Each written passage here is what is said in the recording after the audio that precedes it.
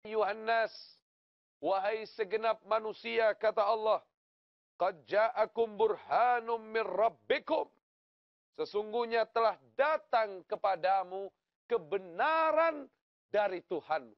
Burhan, kebenaran, artinya burhan itu.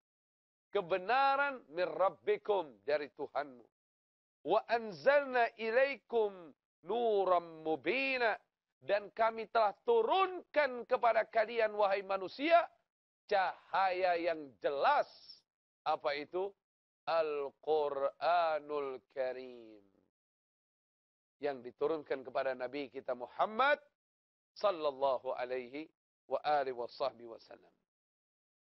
Kata Allah di ayat 175-nya, فَأَمَّا الَّذِينَ آمَنُوا بِاللَّهِ وَاعْتَصَمُوا بِهِ. Adapun orang-orang yang beriman kepada Allah Subhanahu wa taala dan wa'tasamu bih, orang-orang yang berpegang teguh dengan agama Allah, al-Islam yang dibawa oleh Nabi sallallahu alaihi wasallam, fasayudkhiluhum fi rahmatin minhu wa fadl. Maka kata Allah Subhanahu wa taala, Allah akan memasukkan mereka. Siapa mereka yang dimaksud oleh Allah? Yang menyambut al-Islam itu. Yang menyambut kebenaran al-Islam. Yang mau beriman kepada Allah dan Rasulnya Nabi kita Muhammad. Salawatullah wassalamu alaihi wa alihi. Mau dimasukkan kemana ya Rabb? Dimasukkan ke dalam rahmat Allah Azza wa Jal. Dan juga limpahan karunia yang besar. Maknanya apa? Al-Jannah. Surga yang penuh dengan kenikmatan. Ya salam. InsyaAllah kita semua masuk surga. Amin ya Rabbal alamin. Rabbana atina fid dunya hasanah. Wa fil akhirati hasanah. Wa qina adzaban nar. Wa adkhilna al-jannah ma'al abrar ya azizu. Ya Ghaffar. Wa sallallahu ala sayyidina Muhammadin. Wa ala alihi wa sahbihi wa salam. Walhamdulillahi rabbil alamin. Sahabat. Kemudian kata Allah Subhanahu wa taala, wa yahdihim ilaihi siratan mustaqima. Dan orang yang menyambut al-Islam itu beriman kepada Allah, memegang teguh ajaran Islam, Allah Subhanahu wa taala akan senantiasa memberikan mereka petunjuk. Petunjuk apa? Petunjuk kepadanya agar dia bisa berjalan di jalan yang lurus menuju keridhaan Allah, keselamatan, kebahagiaan dunia dan akhirat insyaallah. Al-Sayyidah Lubabah bintul Haris termasuk orang yang masuk kategori dalam surat An-Nisa ayat 174, 175. Dia tidak menyia-nyiakan waktu. Begitu dia lihat ada kebenaran, begitu dia lihat ada cahaya yang dibawa oleh Nabi kita Muhammad sallallahu alaihi wasallam, beliau pun langsung menyambutnya radhiyallahu taala anha. Insyaallah kita tergolong orang seperti beliau. Setelah ini akan saya sampaikan kebahagiaan-kebahagiaan yang dialami oleh beliau setelah al-Islam. Tetap di KSNS. Ya salam. Bunga-bunga hati. Dimensi Muslim. Tuntunan dalam membaca Al-Quran. Ketika Hamas itu terakhir, yaitu untilat. Boleh. Demi meningkatkan kualitas beribadah. Nasiyah. Nah, di situ short kan, tidak boleh sin. Cara membacanya bagaimana? Yang biar ada seninya. Ahkamutan, ahkamu. Tafsir. Dimensi Muslim.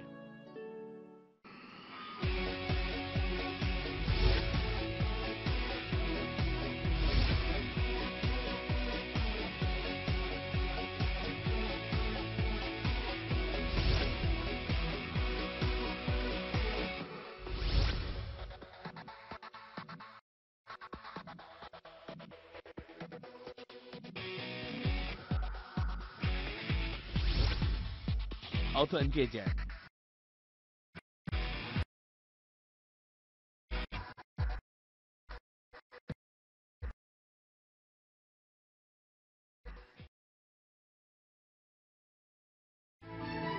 Muhasabah di MNC Muslim.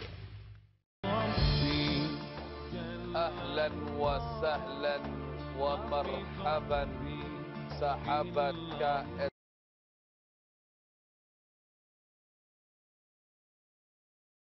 Lestari warisan Nabi Muhammad sallallahu alaihi wa alihi wa sahbihi wasallam.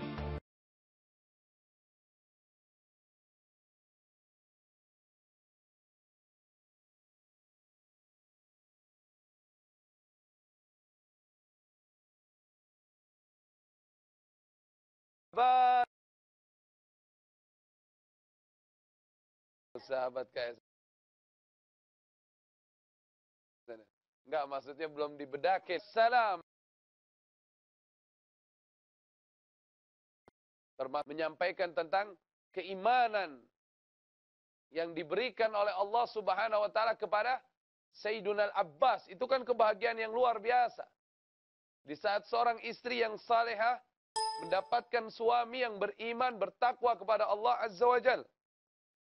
Karena suami itu al-imam. Suami itu adalah pemimpin. Ini dapatkan suami yang sudah menjadi imam di keluarganya. Alhamdulillahirabbil alamin. Berkah dari ketakwaannya. Orang yang bertakwa itu sering dihibur sama Allah Subhanahu wa taala. Ya kan? Allah Azza wa Jalla berfirman dalam Al-Qur'an, Bismillahirrahmanirrahim. Wa man yattaqillaha yaj'al lahu makhraja wa yarzuqhu min haitsu la yahtasib. Dan barang siapa yang bertakwa kepada Allah Subhanahu wa taala, menjalani perintah-perintah Allah, menjauhi larangan-larangan Allah Subhanahu wa taala, Allah akan senantiasa mengeluarkan kesulitannya. Allah akan mengeluarkan masalah yang dihadapinya, memberikan jawaban. Dan Allah akan kirimkan rezeki yang tak terduga. Saya mau tanya, seneng mana? Dapat duit yang kita udah duga 20 juta, sama nggak terduga 200 juta.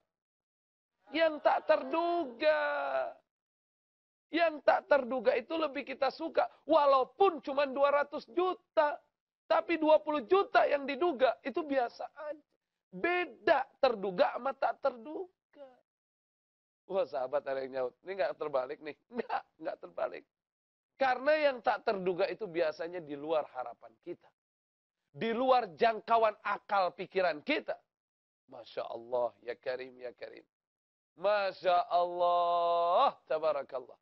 Makanya saya mau panggil nih, sahabat.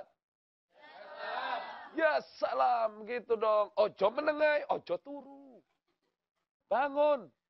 Nonton ke SNS sing semangat gitu loh. Iyo.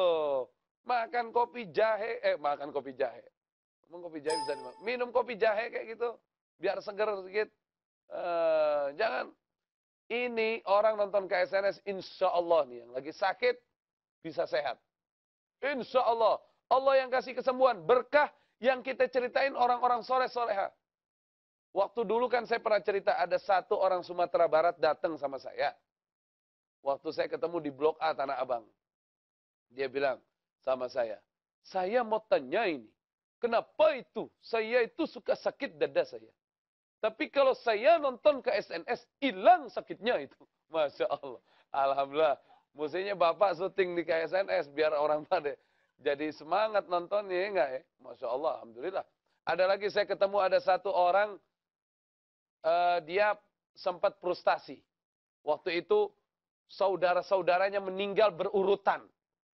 Sampai saking frustasinya dia nggak mau keluar rumah, takut ketemu orang. Masya Allah.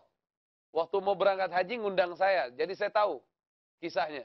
Habis gitu pada saat itu, tapi berangkat haji yang tahun lalu kok salah ya, 1 tahun yang lalu. Nah, sekarang sudah Bu Hajjah ini.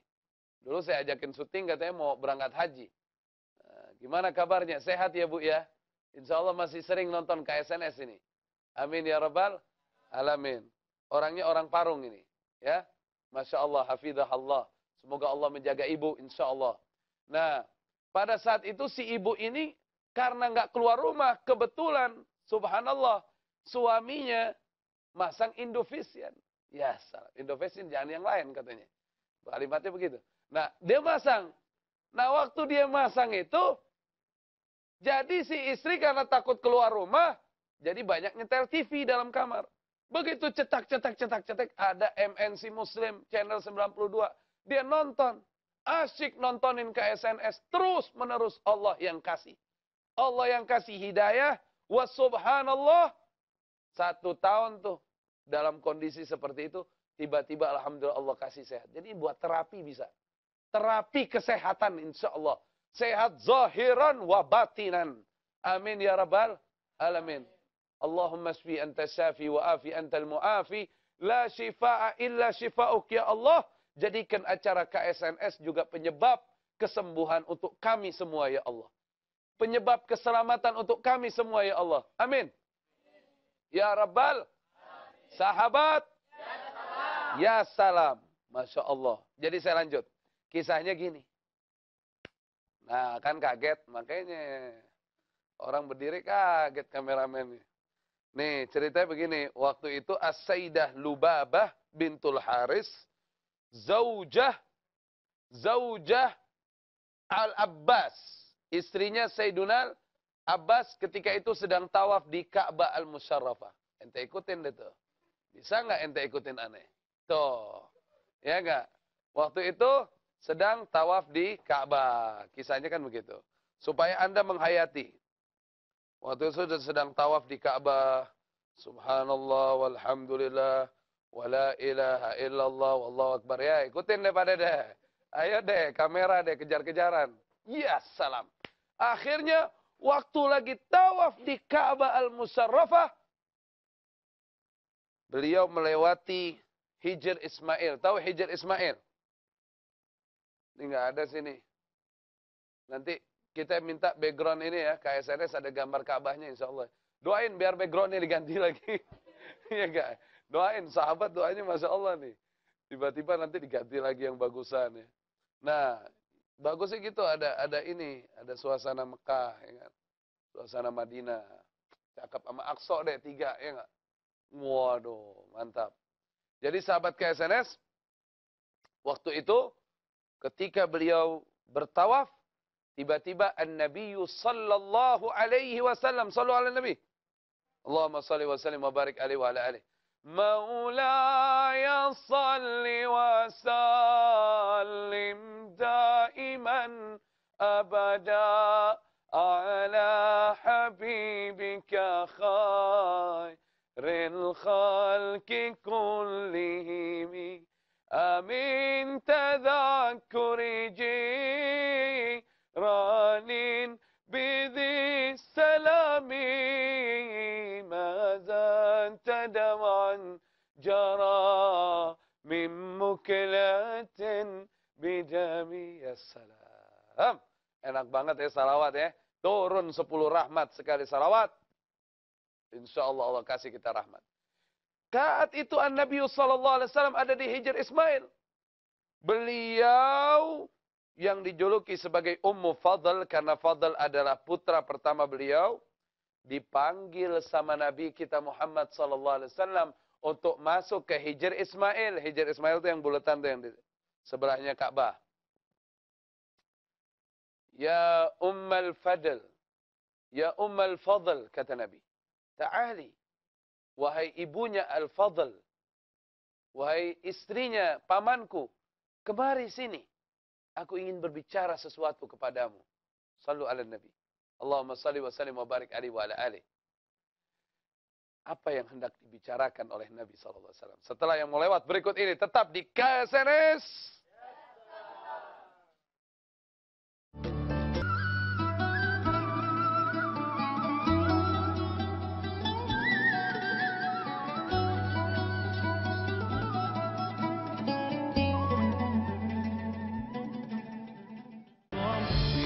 Ahlan wa sahlan wa marhaban. Sahabat KSNS yang dimuliakan oleh Allah Subhanahu wa taala, segenap pecinta, pengagum, pelestari warisan Nabi Muhammad sallallahu alaihi wa alihi wasallam, calon-calon surga untuk akhwat, calon-calon bidadari surga, amin ya rabbal. Sahabat, ya salam, ya Allah, semangat semua tuh. Ya, gimana ini sahabat KSNS? Kalau kita di sini kosong-kosongan, wala pisang goreng, wala nastar duren, nastar pakai duren baru kali ini. Nastar pakai nanas, ini nastar pakai duren. Alhamdulillah. Ya Allah, sahabat KSNS, kita akan lanjutkan. Akhirnya, tapi makasih banyak. Ini saya baru nyobain nastar pakai duren dari sahabat KSNS tuh. Ini saya lagi nunggu nih, nastar dalam nangka saya lagi nunggu. Ya salam. Jadi sahabat, Masya Allah. Waktu As-Sayyidah Lubabah bertawaf di Ka'bah Al-Musyarrafah, tiba-tiba dipanggil oleh Nabi sallallahu alaihi wasallam. Qal an-Nabi sallallahu alaihi wasallam, "Ta'ali ya Al-Fadl." Ketika beliau menatap Nabi sallallahu alaihi wasallam, "Kemari sini wahai ibunya Al-Fadl." Karena Fadl anak tertuanya kan? Jadi dipanggil Ummul Fadl. "Ta'ali."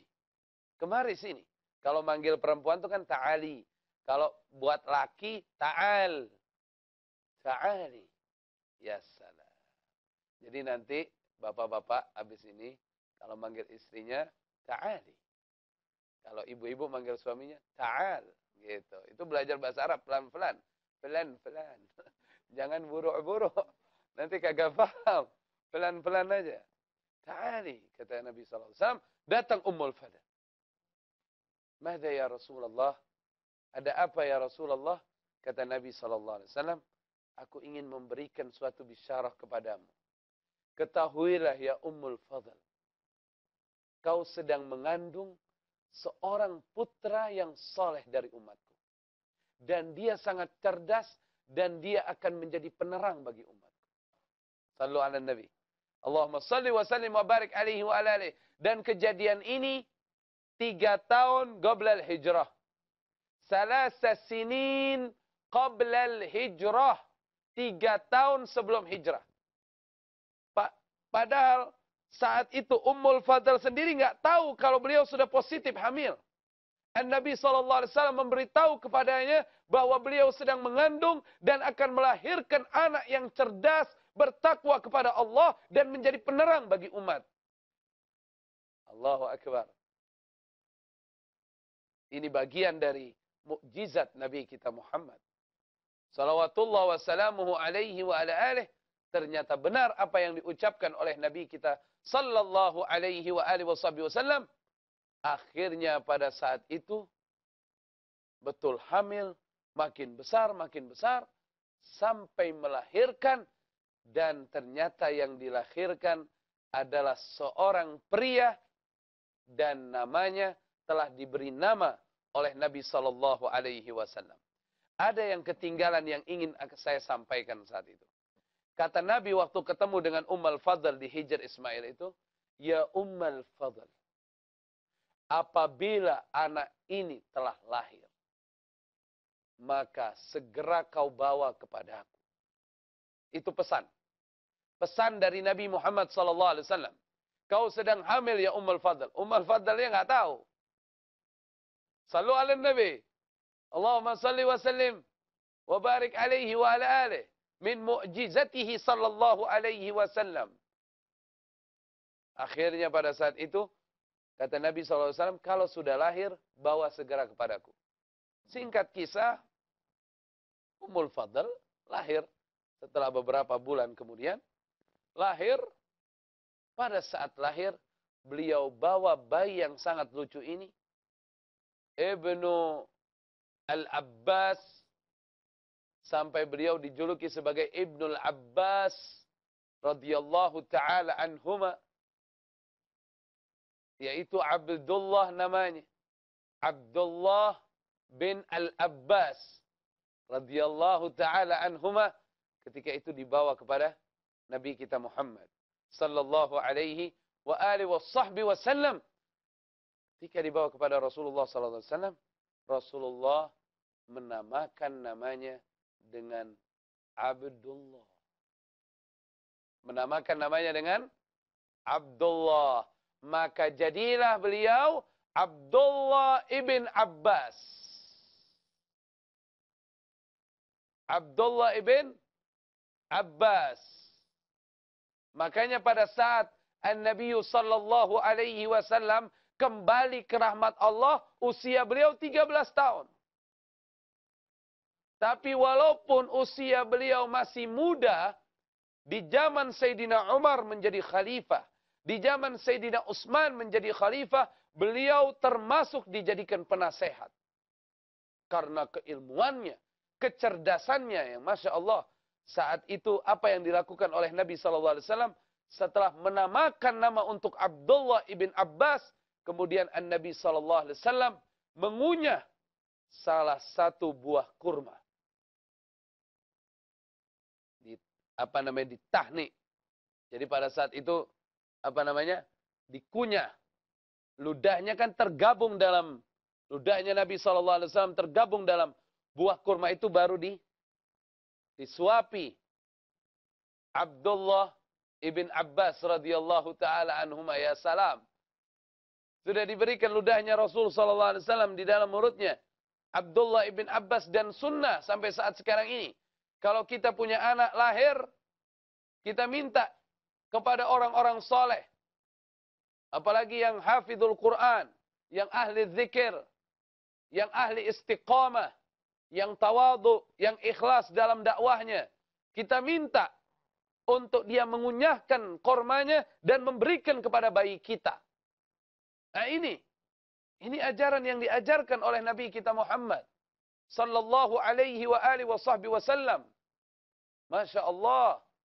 Pada saat itu didoakan oleh Nabi sallallahu alaihi wasallam, sampai juga ada riwayat yang menyatakan, kata Imam Abdullah ibn Abbas, sewaktu aku masih kecil, aku pernah digendong oleh Nabi sallallahu alaihi wasallam di dadanya. Kemudian beliau mengatakan, Ya Rabb, alimhul hikmah. Ya Allah, ajarkan kepada anak ini al-hikmah. Dan Sayyiduna Abdullah ibn Abbas juga senantiasa sering berjumpa dengan Nabi SAW. Apalagi ketika di Madinah, beliau pernah datang ke rumah As-Sayyidah Maimunah. Maimunah bintul Haris radhiyallahu ta'ala anha. Siapa Maimunah bintul Haris? Adiknya Lubabah bintul Haris radhiyallahu anha. Jadi bibinya Abdullah ibn Abbas, dan Maimunah ini adalah salah seorang istrinya Nabi kita Muhammad sallallahu alaihi wasallam. Seringkali ketika Rasulullah sedang menginap di rumah Maimunah, Abdullah ibn Abbas menemani bangun malamnya Nabi kita Muhammad, menemani tahajudnya Nabi kita Muhammad salawatullah wassalamuhu alaihi wa ala alihi. Dan beliau sering membawakan air wudu untuk Nabi sallallahu alaihi wasallam. Nabi sallallahu alaihi wasallam mendoakan Abdullah ibn Abbas untuk menjadi ahli tafsir dan ta'wil radhiyallahu taala anhuma. Ya salam, sahabat. Ya salam, sahabat, doain anaknya biar jadi apa? Hah? Biar jadi apa doain anaknya? Biar kaya. Kaya apa? Mendingan kita doain anak kita. Gimana caranya anak kita bisa jadi anak yang saleh? Anak kita bisa menjadi orang yang alim, yang mengamalkan ilmunya, yang mengerti ilmu Al-Quran, yang hafizul Quran, yang banyak menghafal hadis, yang bisa menjadi penerang untuk umat. Insya Allah. Tetap di KSNS. Assalam. Sudahkah Dimensi Muslim? Ahlan wa sahlan wa marhaban.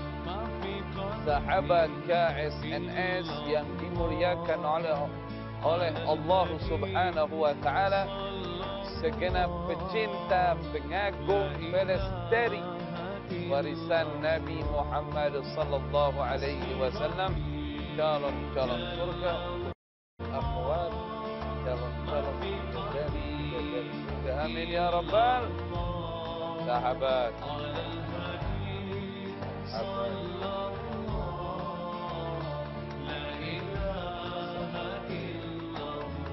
Jadi sekarang kita buka Twitter.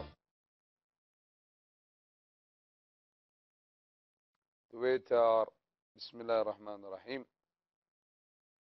Naam, kita lihat ada pertanyaan apa enggak? Pertanyaannya dari Henry Aje. Henry Aje bertanya, Ana boleh minta Vin bebek? Oh boleh. Vin bebek itu, taruh sebentar. Saya catat ya, kalau nggak nonton berarti ente jangan nyalain aneh nih. Yang nonton doang yang dapat, jangan ditulis ya tim kreatif ya. Jangan ditulis. Ini saya kata tahu Vin bebek 55 3167 Alfa 2. Ayo saya ulangi. 55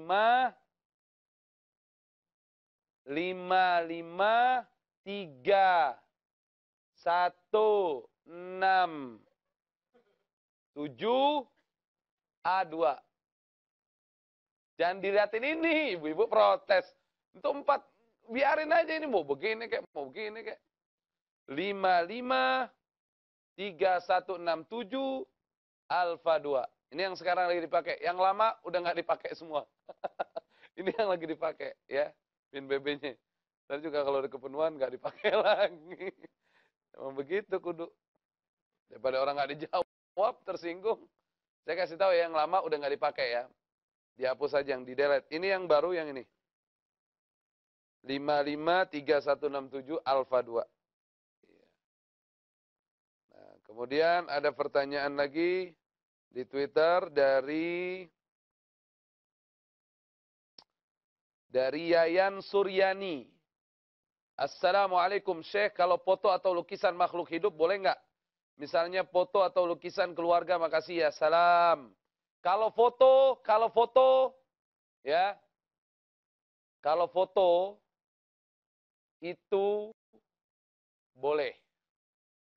Selama untuk kebutuhan apalagi.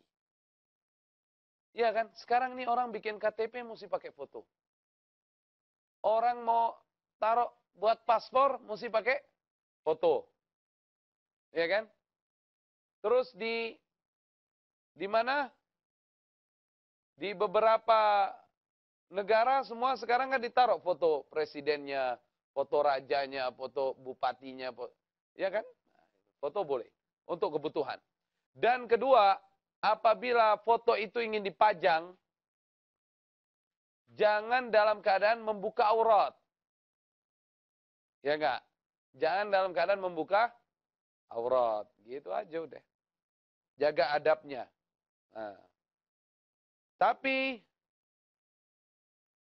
ada foto-foto yang kan membawa kebaikan buat kita. Seperti kita taruh foto ayah kita. Kita taruh foto guru kita. Kita taruh foto ibu kita. Itu mengingatkan kita untuk mendoakan beliau dan mengingat nasihat-nasihat beliau. Begitu. Foto enggak apa-apa. Ya. Kemudian ada lagi pertanyaan dari Beni Nasution. Waduh, Beni Nasution. Banyak bertanya ini sepertinya Anda ini. Boleh.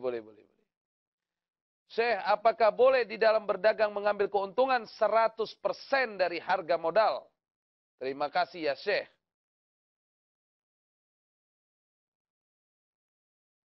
Gini. Dalam mengambil keuntungan, selama Anda ridho, pembeli ridho, halal. Yang nggak boleh kalau pembelinya nggak ridho. Misalnya Anda kasih harga sekian, pembelinya nggak mau, Harus beli. Itu yang nggak boleh. Pemaksaan itu namanya. Kalau hukum jual beli itu intinya ar-ridha minal ba'i wal mustari. Keridhaan dari si penjual dengan si pembeli. Sah jual beli. Namun kalau Anda tanya pengen barokah, sebisa mungkin mengambil untung yang sedikit. Kenapa? Karena dengan mengambil untung yang sedikit di situ ada ilmu sodakoh. Ada ilmu sodakohnya di situ. Memudahkan orang mendapatkan hajatnya dengan harga yang murah. Itu berarti kan ada sodakoh di situ. Dan juga kita menghindarkan diri dari sifat tamak. Ya kan? Nah, ketiga, juga kita mengimani, meyakini adanya keberkahan. Itu insya Allah tuh. Kalau pengen lebih berkah, ngambil yang sedikit. An-Nabi SAW mencontohkan dalam berdagang, beliau mengambil untung sedikit mungkin. Kemudian ada pertanyaan lagi di Twitter dari Muhammad Kasma Syarifuddin. Syekh, pernahkah Rasulullah sallallahu alaihi wasallam mengqadha salat karena tertidur? Ya. Bismillahirrahmanirrahim. Saya pernah membaca di dalam riwayat hadis Al-Imamul Bukhari dan Al-Imam Muslim fi Sahihain dari Jabir radhiyallahu taala anhu wa ardhah. Beliau meriwayatkan bahwa di Yaumul Khandaq, ketika hari peperangan Khandaq berlangsung, katanya beliau Sayyiduna Umar ibn al-Khattab radhiyallahu an datang kepada Nabi kita Muhammad salawatullah wassalamuhu alaihi wa ala alihi ba'dal maghrib. Setelah waktu maghrib, ba'da ghurubis syams. Jadi saat itu asar sudah lewat kan. Kemudian Sayyidina Umar mengatakan kepada Nabi SAW, ya Rasulullah, tertinggal dariku salatul asar, salat asar. Karena kita disibukkan oleh orang kafir Mekah ini. Nah, pada saat itu An-Nabi SAW menyatakan, betul, kita meninggalkan asar. Selanjutnya An-Nabi SAW mengajak Sayyiduna Umar dan beberapa sahabat lainnya untuk berwudu. Ini waktu maghrib ini. Asarnya kelewat tadi. Berwudu, kemudian apa yang dilakukan? Beliau mendirikan salatul asar. Salat asar dulu, baru maghrib. Kenapa? Karena waktu maghribnya masih panjang. Karena firman Allah Subhanahu wa taala yaqul, "Inna as-salata kanat 'alal mu'minina kitaban mawquta." Sesungguhnya salat itu terhadap orang-orang beriman waktunya sudah ditentukan, ya kan? 5 waktu itu. Jadi berdasarkan tertib. Asar dulu baru maghrib. Kecuali kalau waktu maghribnya sudah sebentar lagi, dahulukan yang punya waktu dulu. Asarnya dioper ke isya. Ini dalam mengqadha. Bagi madhab al-Imam Syafi'i, mentartibkan ini hukumnya sunnah. Jadi nggak masalah kalau mau maghrib dulu baru asar. Nggak masalah. Kalau bagi madhab al-Imam Syafi'i. Bahkan ada sebagian ulama mengatakan qadha'us shalah tidak ada karena tidak ada di Al-Quran. Kalau qadha'us shaum ada karena ada di Al-Quran. Nah, tapi ada di hadis. A'dzarus shalah isnan. Udurnya salat itu ada 2. Karena tidur, karena lupa. Tidur yang nggak ngendusin. Bahasa KSNS-nya nggak ngendusin. Ana tidur misalnya jam 1 malam, jam 1 pagi maaf. Bangun-bangun jam 7. Saya nggak ngendusin sama sekali. Benar-benar saya nggak sadar. Bangun-bangun jam 7. Saya uzur. Ketiduran. Tapi saya harus mengqadha salat subuh saya saat itu. Alal faur. Langsung. Qadha itu alal faur, langsung. Nah kemudian, kalau saya sempat ngedosen, saya misalnya udah bangun jam 5, subuh ya, tidur lagi saya. Bangun-bangun jam 7.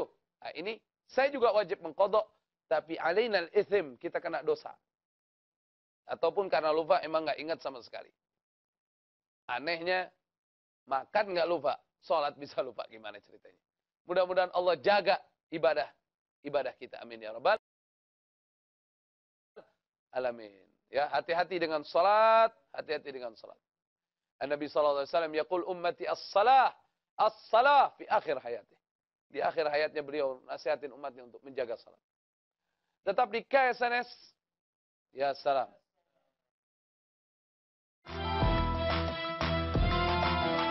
Kitchen Endy. Panduan kuliner halal yang menyehatkan. Karena kan pizza talas itu sesuatu yang unik ya.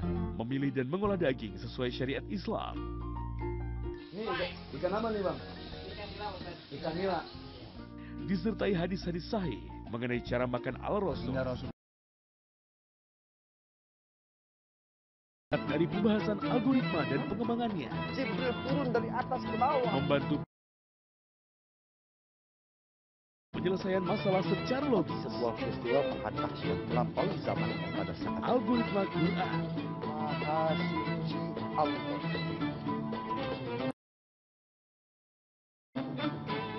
Dimensi Muslim. Cinta negeriku. Dimensi Muslim. Ahlan wa sahlan wa marhaban sahabat KSNS yang dimuliakan oleh Allah Subhanahu wa taala. Segenap pecinta, pengagum, pelestari warisan Nabi Muhammad sallallahu alaihi wasallam. Calon-calon surga untuk akhwas, calon-calon bidadari surga. Amin ya rabbal alamin. Sahabat, ya salam, telah masuk di segmen yang kelima, bagian terakhir dari kisah Lubabah bintul Haris, istri dari Sayyiduna Al-Abbas radhiyallahu taala anhum ajma'in. Sahabat KSNS, beliau termasuk wanita yang sabar, yang tabah. Ketika An-Nabi sallallahu alaihi wasallam hijrah ke Madinah, beliau belum bisa ikut hijrah ke Madinah. Ketika terjadi kabar di Mekah bahwa An-Nabi sallallahu alaihi wasallam kalah di perang Khaybar. Ketika itu beliau ada di Mekah bersama Sayyiduna Al-Abbas, karena yang membawa kabar itu Hajjaj As-Sulami. Hajjaj As-Sulami radhiyallahu taala anhu, beliau itu sebenarnya sudah Islam. Jadi beliau khawatir hartanya diambil oleh orang-orang kafir Mekah. Akhirnya beliau kembali ke Mekah. Waktu beliau kembali ke Mekah, katanya orang-orang orang-orang Quraisy, kif yang terjadi sama Muhammad di Madinah katanya. Sekarang dia lagi nyerang Khaybar. Dia kalah. Pasukannya kalah semua.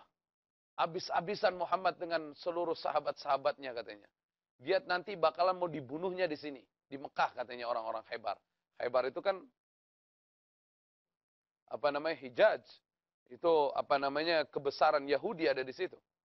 Nah, pada saat itu orang-orang Quraisy yang di Mekah ini girang dengan beritanya Hajjaj, beritanya Hajjaj As-Sulami radhiyallahu taala anhu. Pada saat itu dia bilang, kalau begitu kumpulkan hartaku, kembalikan hartaku. Akhirnya orang-orang Quraisy kembalikan hartanya dia. Hartanya dia karena dia bawa berita baik kan? Dikembalikan hartanya dia mau dagang keluar dikasih. Semuanya dikasih. Nah, kemudian setelah dia pada saat itu tersiarlah kabar di Mekah bahwa Muhammad habis, selesai sudah masanya, hancur di perang Khaybar. Sayyiduna Abbas dengar, Sayyiduna Abbas datengin ini Hajjaj, kau bicara apa? Kau bicara tentang Rasulullah sallallahu alaihi wasallam katanya kalah di perang Khaybar. Nanti ya Abbas, aku bicara kepadamu nanti dulu. Saya lagi ngumpulin harta sebentar nih. Lagi kacau juga. Akhirnya pada saat hartanya udah siap, malamnya dia datang nemuin Sayyiduna Abbas.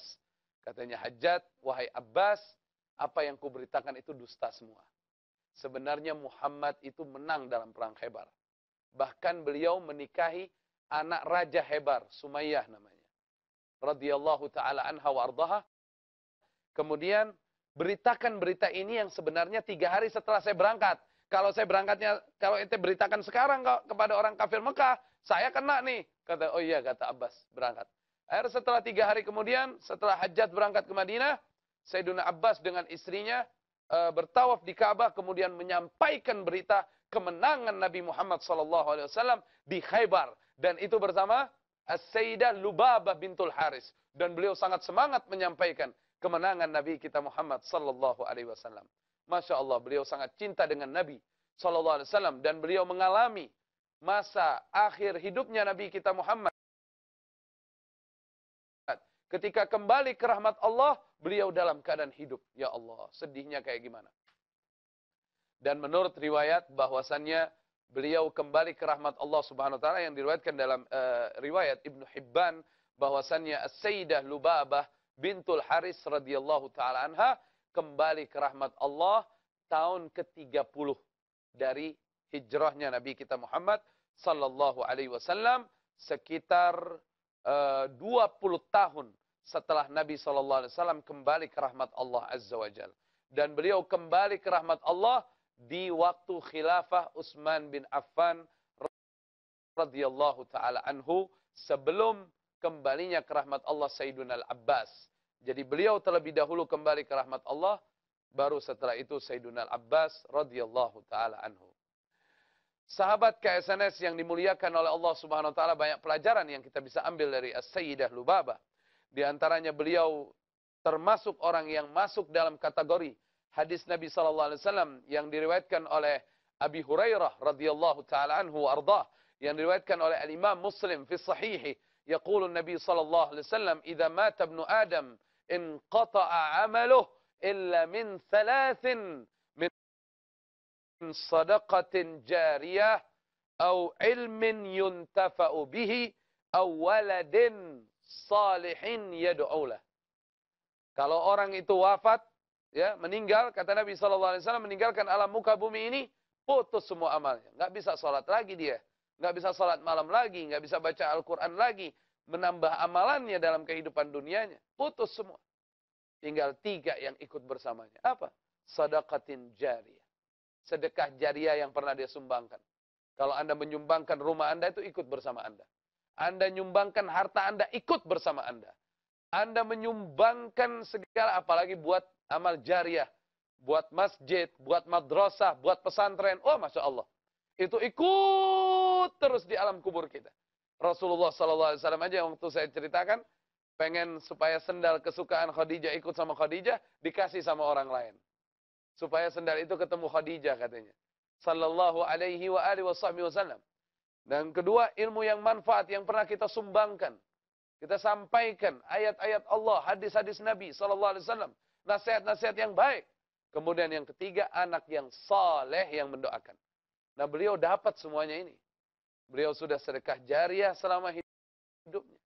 Beliau menyumbangkan ilmunya, banyak meriwayatkan hadis-hadis dari beliau. Di antaranya Sayyiduna Abdullah ibn Abbas, Sayyiduna Tamam, putra-putra beliau meriwayatkan hadis dari beliau. Banyak sekali sahabat yang meriwayatkan hadis dari As-Sayyidah Lubabah bintul Haris radhiyallahu taala anha wa ardaha. Kemudian beliau punya anak yang soleh, ahli Al-Quran, hafal Al-Quran, mengerti makna Al-Quran, yang mengajarkan Al-Quran kepada umat Nabi kita Muhammad sallallahu alaihi wasallam. As-Sayyid Abdullah ibn Abbas radhiyallahu taala anhuma yang menetap terakhir di At-Taif. Masya Allah. Sahabat, mudah-mudahan apa yang saya sampaikan bermanfaat. Saya mohon maaf atas segala kehilafan. Doakan terus ya sahabat, agar saya dan program yang sedang saya bawakan ini, KSNS, dijaga sama Allah Subhanahu wa taala. Jam-jamnya dijaga sama Allah. Tidak ada jam yang hilang lagi. Seperti yang sebelumnya pernah hilang kan ada jamnya. Yang ini insya Allah yang 3 jangan pernah hilang lagi. Insya Allah. Doanya sahabat insya Allah. Kalau perlu ditambah lagi katanya. Amin ya rabbal alamin. Nah, begitu sahabat KSNS yang dimuliakan oleh Allah Subhanahu wa taala. Semoga Allah Subhanahu wa taala memberikan kita taufik hidayah. Allah berikan kita karunia di mana kita dijadikan hamba Allah yang beriman, bertakwa, dan bisa wafat dalam keadaan husnul khatimah. وصلى الله على سيدنا محمد وعلى آله وصحبه وسلم والحمد لله رب العالمين. يقول الله تبارك وتعالى: نصر من الله وفتح قريب وبشر المؤمنين والله موفق إلى أقوام الطريق. وأخوكم في الله فكر طارق، ونستودعكم الله، والسلام عليكم ورحمة الله وبركاته.